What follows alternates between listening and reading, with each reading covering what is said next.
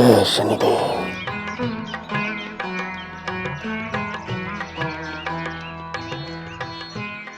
महर्षि, हम शनिदेव की महिमा के बारे में तो सब कुछ जान चुके हैं, पर हम ये जानना चाहते हैं कि शनिदेव कौन है, उनका जन्म कैसे हुआ, उनका स्वयं का जीवन कैसा था, भोलेनाथ ने उन्हें न्याय का सिंहासन क्यों दिया। महर्षि, आप हमें शनिदेव के बारे में सब कुछ विस्तार से बताएं। अवश्य महाराज, आज मैं आपको शनि के जन्म की कथा सुनाता हूं। बात उस समय की है जब सृष्टि का निर्माण हो चुका था। ब्रह्मा ने विष्णुदेव की इच्छा अनुसार सृष्टि का निर्माण किया था, पर संपूर्ण सृष्टि को देखा नहीं जा सकता था। चारों ओर तबाही ही तबाही थी। ये तो अनर्थ हो रहा है। सूर्य देव को कैसे भी रोकना होगा। उन्हें रोकना संभव नहीं है इंद्रदेव। इस समय सूर्य के पास जाना तो दूर, यदि उनके कोई निकट भी गया तो वो जलकर भस्म हो जाएगा। तो फिर क्या करें पवन देव? उन्हें रोकने का कोई तो उपाय होगा। नारायण नारायण।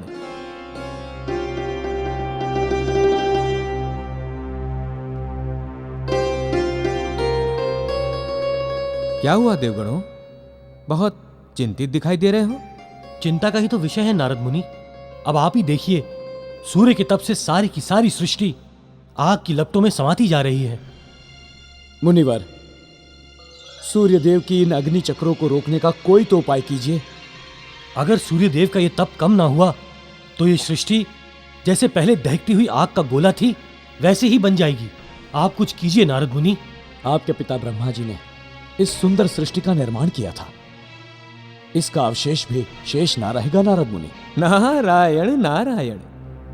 इस समस्या का हल तो तीनों लोकों के स्वामी परम परमेश्वर त्रिलोकी नारायण ही बता सकते हैं। चलिए, मैं आप सबको उनके पास ले चलता हूं।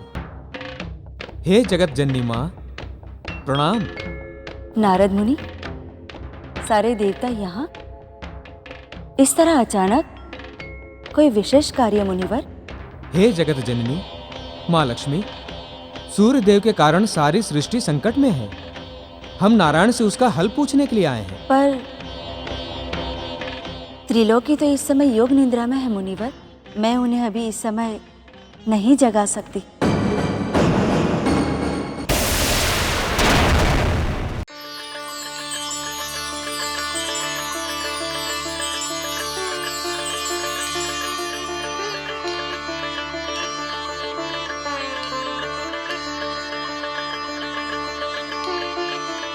परम पिता परमेश्वर को हम सबका प्रणाम स्वीकार हो।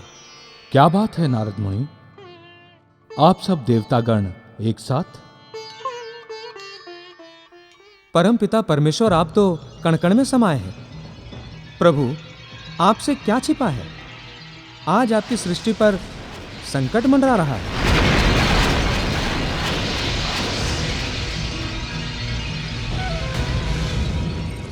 सूर्यदेव के ताप को कम करने का समाधान तो आप ही के पास है।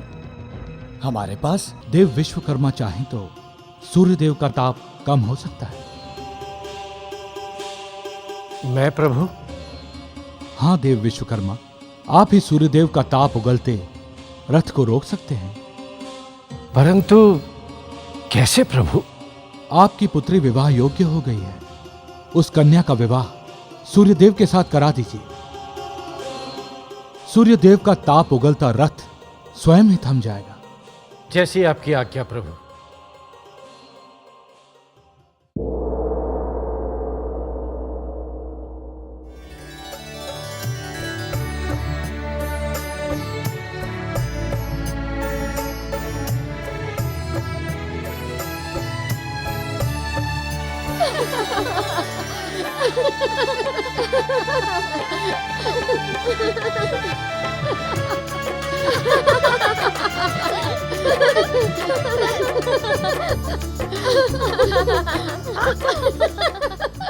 देवी संज्ञा, आप तो बहुत ही भाग्यशाली हैं, जो संपूर्ण सृष्टि को प्रकाशित करने वाले सूर्य देव के साथ आपका विवाह हो रहा है।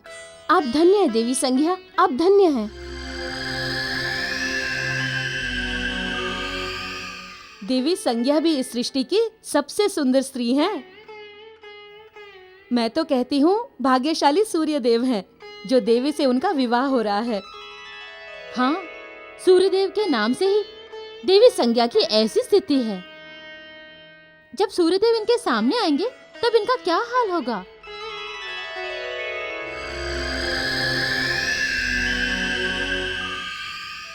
सूर्यदेव भी तो उतावले होंगे देवी संज्ञा के गले में वरमाला डालने के लिए।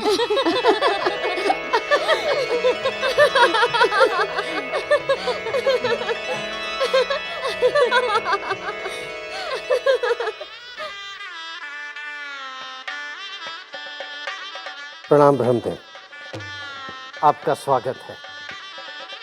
आइए विराजिए।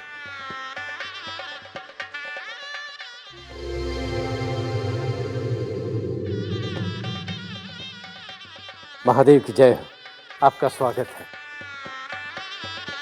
आइए विराजिए।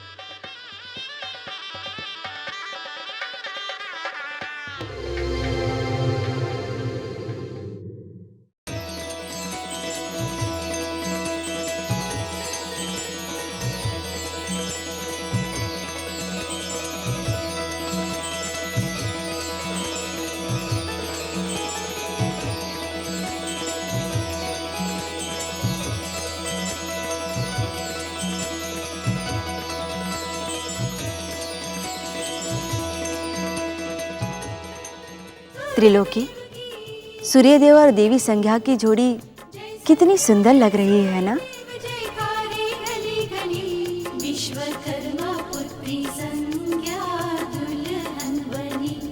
ऐसा लगता है जैसे वे एक दूसरे के लिए ही बने हैं।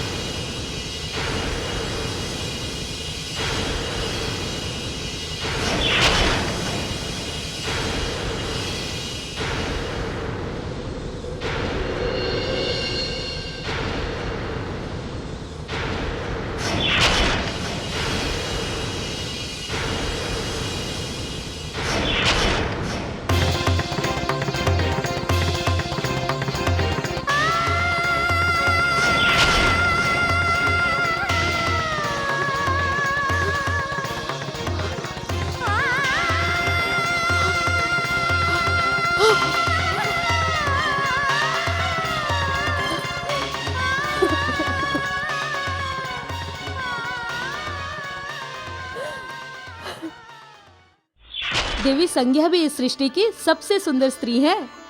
मैं तो कहती हूँ भाग्यशाली सूर्यदेव है जो देवी से उनका विवाह हो रहा है। हमारा सारा रंग रूप चला गया। संसार में सब हमें सबसे सुंदर कहते थे और अब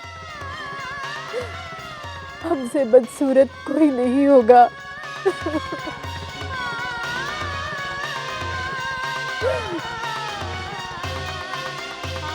अब हम किसी के सामने भी नहीं जा सकते,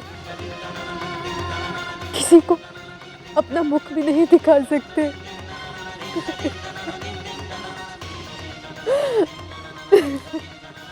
देवी संज्ञा,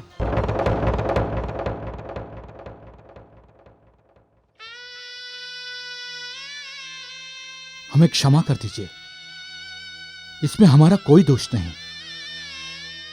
हम जानते हैं कि हमारे मुख पर इतना प्रकाश है कि आपको हमें देख पाना संभव नहीं, लेकिन इसमें हम कुछ नहीं कर सकते, कुछ नहीं।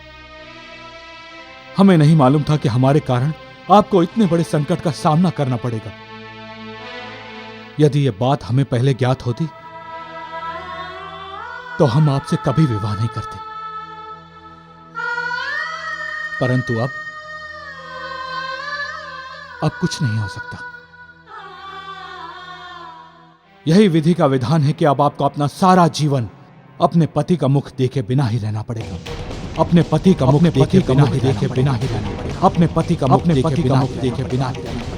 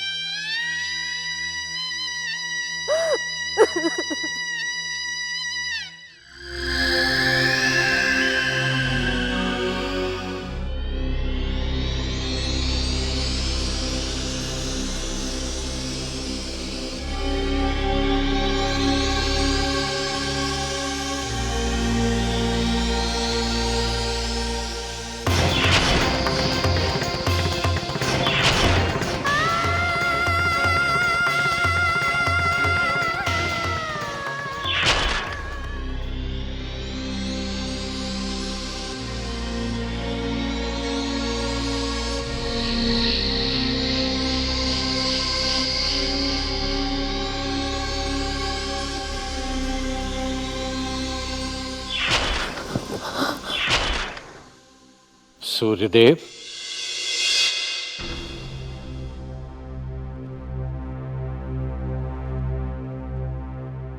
आयुष्मान भव। क्या बात है सूर्यदेव, अचानक मुझे यहां बुलाने का कारण? मेरी बेटी से कोई भूल हुई है? भूल आपकी बेटी से नहीं, आपसे हुई है देव विश्वकर्मा। ये क्या कह रहे हैं आप? जब आप जानते थे कि हमारा प्रकाश और ताप कोई सहन नहीं कर पाएगा तो क्यों आपने अपनी पुत्री का विवाह हमसे किया?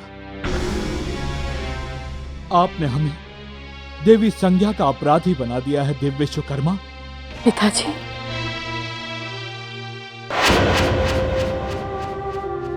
आप स्वयं देख लीजिए। संज्ञा?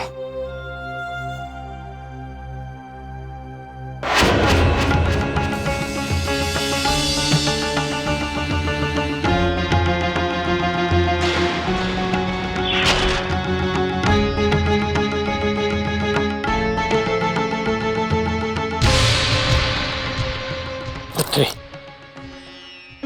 ये क्या हो गया तुम्हें? क्या हो गया? देख लिया आपने देव, देवी संज्ञा हमारा ताप सहन नहीं कर पाई और उनकी ये दशा हो गई।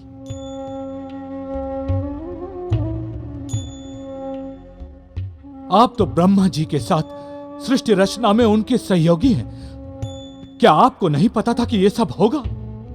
हम जानते थे सूर्यदेव कि ऐसा ही कुछ होगा, परंतु हम त्रिलोकी की आज्ञा का उल्लंघन नहीं कर सकते थे। और फिर आपके तेज को कम करने के लिए ही आदेश दिया गया था, जैसे आपके ताप से सृष्टि को बचाया जा सके। सृष्टि को तो आपने बचा लिया, हमारा क्या होगा? आप ही बताइए। सूर्य देव को हम देख नहीं पाते, उनके सामने हम आ नहीं सकते। एक नारी के लिए अपने पति के दर्शन से बड़ा सौभाग्य कोई नहीं होता, वही उसका परमेश्वर होता है। अपने पति को ना देख पाने का मतलब अपने परमेश्वर के दर्शनों से दूर रहना।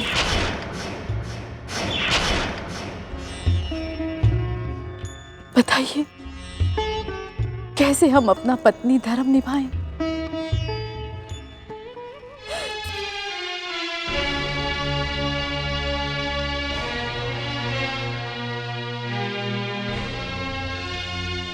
पुत्री, स्त्री का अस्तित्व भी उसका सबसे बड़ा मार्गदर्शन होता है। और अब तुम्हारा अस्तित्व तुम्हें तुम्हारे पत्नी धर्म को निभाने का रास्ता दिखाएगा।